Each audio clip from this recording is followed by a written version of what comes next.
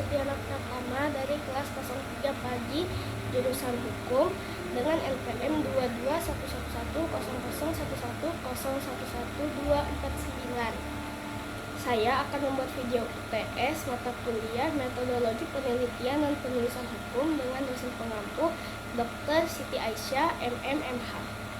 Dalam UTS ini saya akan membahas tentang kajian metodologi penelitian. Metode dapat diartikan sebagai suatu tipe pemikiran yang dipergunakan dalam penelitian dan penilaian, suatu teknik yang umum bagi ilmu pengetahuan, dan cara tertentu untuk melaksanakan suatu prosedur. Sedangkan metodologi dapat diartikan sebagai logika dari penelitian ilmiah, studi terhadap dan teknik penelitian, dan suatu sistem dari prosedur dan teknik penelitian. Dimaksud dengan penelitian adalah rangkaian kegiatan atau proses untuk mengungkapkan suatu rahasia yang belum diketahui dengan menggunakan metode yang sistematik. Kegiatan tersebut meliputi pengumpulan, pengolahan, dan interpretasi data sebagai upaya mengungkapkan kebenaran dari suatu permasalahan. Cara menemukan kebenaran yaitu ada dua cara, yaitu dengan ilmiah dan non-ilmiah. Menemukan kebenaran melalui cara non-ilmiah yaitu ada penemuan secara kebetulan, penemuan secara common sense, penemuan melalui wahyu, penemuan secara intuitif, penemuan secara trial dan error, penemuan melalui spekulasi, dan penemuan karena kewibawaan. Jika melalui ilmiah yaitu dengan cara melalui penelitian ilmiah. Hubungan ilmu dan penelitian yaitu penelitian merupakan sarana manusia untuk memperkuat, membina, dan mengembangkan ilmu pengetahuan.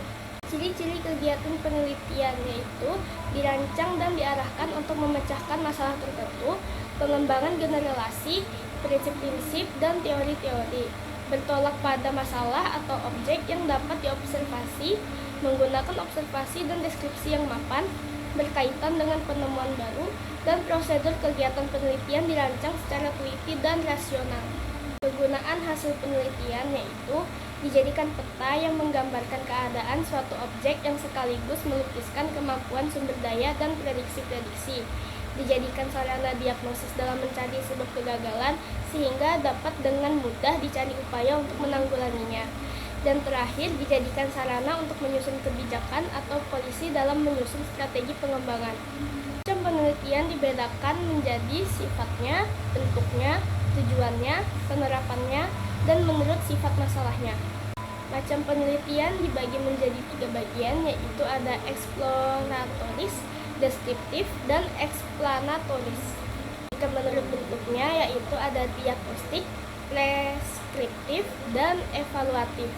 Menurut penelitiannya dibagi menjadi 3 bagian, yaitu fact finding, problem identification, dan problem solution. Menurut penerapannya ada murni, fokus masalah, dan terapan. Berdasarkan sifat masalahnya, penelitian dibedakan menjadi penelitian historis, penelitian deskriptif, penelitian perkembangan, penelitian kasus dan lapangan, penelitian korelasional, penelitian kausal komparatif, penelitian eksperimen semu, dan penelitian tindakan. Tujuan penelitian historis yaitu untuk membuat rekonstruksi masa lampau secara sistematis dan objektif dengan cara mengumpulkan, mengevaluasi, memverifikasi, serta menginsentisasikan bukti-bukti untuk menegakkan fakta dan memperoleh kesimpulan yang kuat. Tujuan penelitian deskriptif yaitu untuk membuat pencenderaan secara sistematis, faktual, dan akurat fakta dan sifat dari populasi atau daerah tertentu. Tujuan penelitian perkembangan yaitu untuk menyelidiki pola dan perurutan pertumbuhan dan atau perubahan dan sebagai fungsi waktu. Tujuan penelitian kasus dan penelitian lapangan yaitu untuk mempelajari secara intensif latar belakang keadaan dan interaksi lingkungan sesuatu unit sosial, individu, kelompok, lembaga, atau masyarakat. Dan penelitian korelasional untuk mendeteksi variasi-variasi pada suatu faktor berkaitan dengan variasi-variasi pada satu atau lebih faktor-faktor lain berdasarkan pada koefisien korelasi. Tujuan penelitian kausal komparatif untuk menyelidiki kemungkinan hubungan sebab akibat dengan cara pengamatan terhadap akibat yang ada.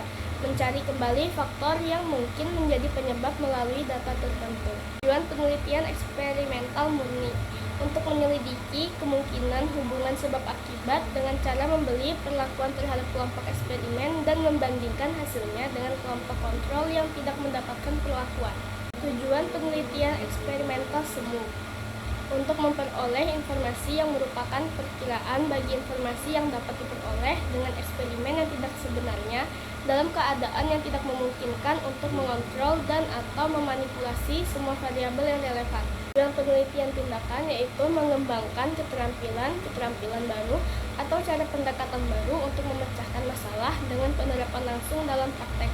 Penelitian secara kualitatif yaitu ada eksploratoris dan deskriptif, induktif, dedukatif, penggunaan teori terbatas, tidak mengandalkan pengukuran, variabel dapat muncul kemudian, penentuan sampel tidak ketat, sulit digeneralisasi, menggunakan pengamatan dan pedoman wawancara. Penelitian secara kuantitatif yaitu deskriptif dan eksplanatoris, dedukatif, induktif, berpijak dari teori dan konsep yang baku, mengandalkan pengukuran, menekankan pada angka-angka, variabel sejak awal sudah ada, penentuan sampel harus cermat, dapat digeneralisasi, menggunakan kuesioner tertutup. Penelitian hukum.